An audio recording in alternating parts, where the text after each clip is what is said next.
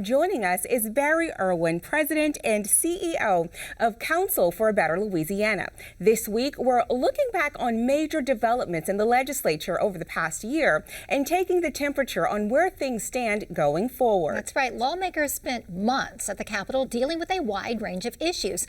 2024 got started with a new administration, and Governor Jeff Landry came into office promising better lives for everyone in Louisiana. The people sent us here to repair and reform their government and to unleash innovation and production so their future and the future of their children are made better.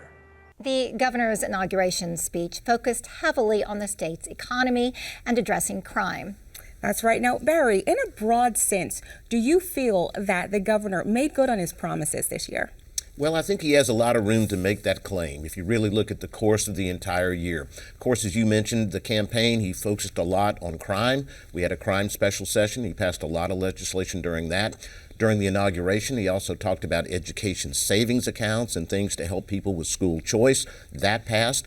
And then again, talking about the economy and business, we had a whole fiscal session, or a special session, I should say, talking about taxes and trying to make the state more competitive. So I think when you put all those together, there are a couple of missteps along the way or maybe missed opportunities, but I think he has room to claim that he was pretty successful. Absolutely. Now, shortly after taking office, Governor Landry called the year's first special session, like you mentioned, to deal with redistricting. Yeah, lawmakers were tasked with creating a congressional map to create a second majority black district. Now, they eventually redrew the 6th district, and Cleo Fields won that Senate seat in November. Even so, the district is still tied up in legal limbo. Now, Barry, can you explain the litigation and what you foresee happening? Yeah, well, it's been a complicated series of events over the course of the year. The legislature came in and drew a new district, but it did not contain another minority district. The court said, you can't do that. You need to go back and redraw the district again. Sure. They did, and that's where we ended up with what we have now that Cleo Fields just got elected to. But some other voters came and challenged that, saying that it was racial gerrymandering. An appellate court actually agreed with them. And so now it's in the hands of the U.S. Supreme Court, who just recently agreed to hear that case. Supreme Court kind of says politics is okay, racial drawing is not. So we'll see where it lands. Yeah.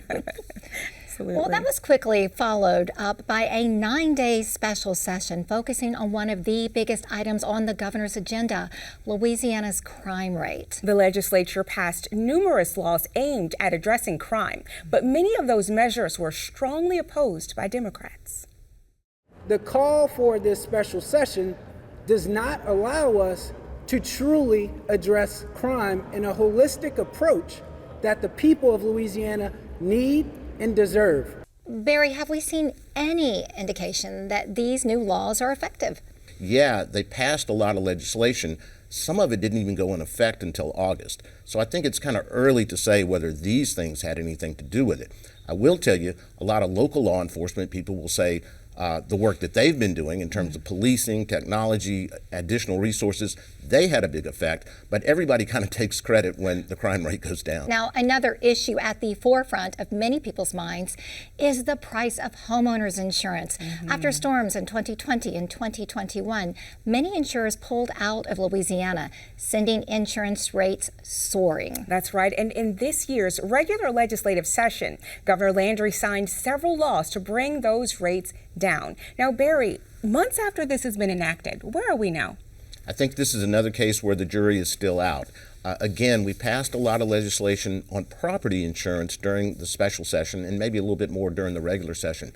But again, some of those laws only started to take effect in August. You know, a lot of what we did was based on what happened in Florida, and it took a while for theirs. They've seen some positive changes, but it's taken a year to 18 months for them to begin to see some of those. So we're probably on the same timeline as then. So probably a little bit more time before we see some of the relief that we hope is coming. Well, good. It's good to hear that there is light at the end of the tunnel. Now, also during the regular session, lawmakers considered the governor's request to hold constitutional convention. Yeah, he argued that the document had gotten unwieldy and limits the tools that lawmakers have to balance the state's budget.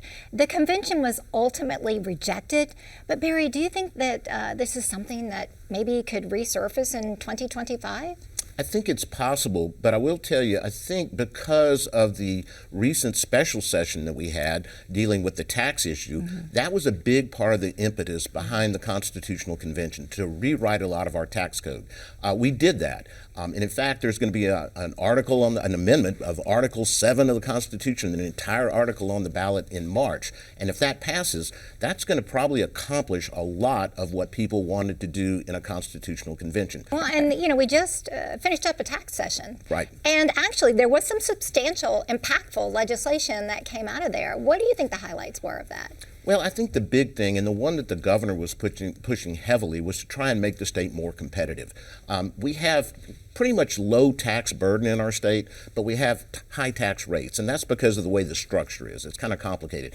What we did, though, was lower rates on personal income tax and corporate income tax, but we paid for it with sales tax. So our sales taxes are going to be going up, but our income tax rates are going to be going down substantially. And a lot of the corporate taxes are going to be going down as well in terms of that.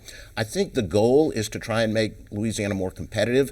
States around us have lower income tax rates than we do. We want to keep pushing it lower. At least that's kind of what the agenda has been in the state. So we're seeing that for sure. The question is, does it achieve the goal that the governor and the legislature wanted, which is one, to bring more business and economic development into the state because of this, and number two, to bring people back and keep them here to stay as well. Thank you very much. And that was the governor's promise he campaigned on, to bring people back to Louisiana. Absolutely. So that remains to be seen. Thank you so much for your insight. That's Absolutely.